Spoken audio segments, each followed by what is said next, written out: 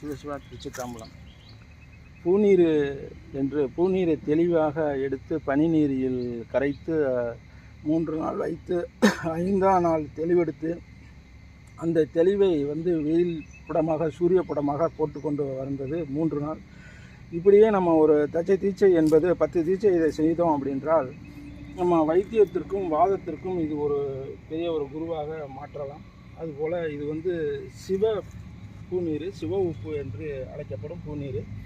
இது காய பார்த்தீங்கன்னாக்க கீழே அப்படியே அடையாக வருது. பாறை மாதிரி இதை நம்ம உடைக்கக்கூட முடியாத அளவுக்கு கீழே நல்லா கட்டி நம்ம இயற்கையிலேயே கட்டக்கூடிய இந்த பூநீர் தான் எல்லா வைத்தியத்திற்கும் வாதத்துக்கும் ஆகக்கூடிய பூநீர். அது அந்த வெள்ளை அது அண்டக்கல். இது அண்டக்கல் தீட்சை ஓடிக்கிட்டு இருக்கு.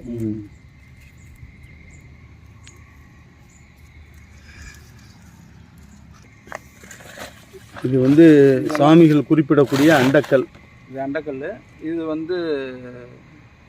சக்தி பொருள் என்று சொல்லக்கூடியது. இது அண்டத்தில் மேலே உள்ள ஓடு. இது சிவ உப்பு என்று சொல்லப்படும். மஞ்சக்கரு என்று சக்தி உப்பு. இது இரண்டையும் சிவம் இல்லாமல் சக்தி இல்லை, சக்தி இல்லாமல் சிவம் இல்லை.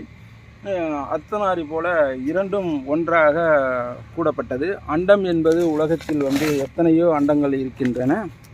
அதில் இது ஒரு அண்டம், சிற்றண்டம், பேரண்டம் என்று சொல்லப்படும். நம்மளுடைய அண்டமும் அதுதான் அண்டம். இதற்கு பேர் இறைவன் கொடுக்கப்பட்ட பேர் பிரம்மக்கல் என்று சொல்லப்படும். ஆதியில் அந்தமும், ஆதியும் அந்தமும் என்று சொல்லப்படும். ஆதியில் பிறந்தது மண்ணுக்குள் இருக்கக்கூடிய அண்டம் இதுதான். இது பிரம்மக்கல். இதிலிருந்து நம்ம அகத்திய பெருமான் சொல்லியிருக்காரு. முப்பு சூத்திரம் 300 கூட ரொம்ப தெளிவாக சொல்லியிருக்கார். இந்த அண்டத்தை தீட்சை செய்யணும். இந்த சிவத்தை ஒரு தஜ தீட்சை 10 தீட்சை செய்துட்டு சக்தியை ஒரு 10 தீட்சை செஞ்சுட்டு இதிலிருந்து சில இன்னொன்று பூநீராகப்பட்டது அதை தெளிய வைத்து அந்த இதையும் இதில் கொடுத்து தஜ தீட்சை பண்ணும்போது இந்த உப்பு மணி மந்திரம் அபசுதம் என்று சொல்லப்படும் 3க்கும் பயன்படக்கூடிய ஏக மூலி என்று அகத்திய பெருமான் சொல்லியிருக்கார். இதை சில தீட்சை நடந்து கொண்டு இருக்கிறது. இந்த தீட்சைக்கு இதுக்கு பேரும் நிறையா இருக்கிறது, இதுக்கு அர்த்தமும் நிறையா இருக்கிறது. இதை சொல்ல வேணுமென்றால் சொல்லிக்கொண்டே இருக்கலாம். சிவசிவா. அப்போ அங்கே வச்சிருக்கிறது அண்டம்னு சொன்னது அதுதான் இதோட தீட்சை நடந்துகிட்டு. கல், இந்த கல் பாருங்கள், இது நம்ம கோழி முட்டை மாதிரி. கோழி முட்டையும் ஒரு அண்டம் தான், இந்த உலகமும் ஒரு அண்டம் தான். நம்மளுடைய இதுவும் அண்டம், பேரண்டம் என்று மண்டையும் ஒரு அண்டம் என்று தான் சொல்லுவார்கள். இந்த உலகத்தில் எத்தனையோ அண்டங்கள் இருக்கின்றன. அதிலும் இந்த அண்டம் பிரம்மக்கல் என்று சொல்லப்படும். இதை அண்டத்தை பாருங்கள், இது ஒரு கல்லாகப்பட்டது. இதை உடைத்தால் இதில் மஞ்சக்கருவு உள்ளுக்கு இருக்கும். சரிங்களா? கருவு இருக்குது. இதில் மஞ்சக்கருவு உள்ளுக்கு இருக்கிறது. இது மஞ்சக்கருவு.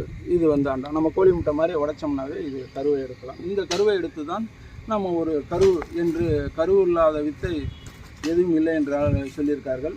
அதான் கரு, உரு, குரு 3ம் இருந்தால்தான் ஒரு வேலை செய்ய முடியும். சித்தர்கள், ஞானிகள், யோகிகள்லாம் அதுபோல் இது ஒரு கரு. இந்த கருவை வைத்து சில மாந்திரிகவாதிகள்லாம் அஷ்டகர்மங்களுக்கு, அத்தனை சித்து வேலைகளுக்கும் மைகள் செய்கிறார்கள். அதை நம்ம விளக்கமாக நான் சொல்ல விரும்பவில்லை. நிறையாக இதில் இருந்து பயன்படுத்தலாம். குருவாகவும் பயன்படுத்தலாம், வைத்தியத்துக்கும் பயன்படுத்தலாம், மாந்திரியத்துக்கும் பயன்படுத்தலாம். சிவசிவா திருச்சிற்றம்பலம்.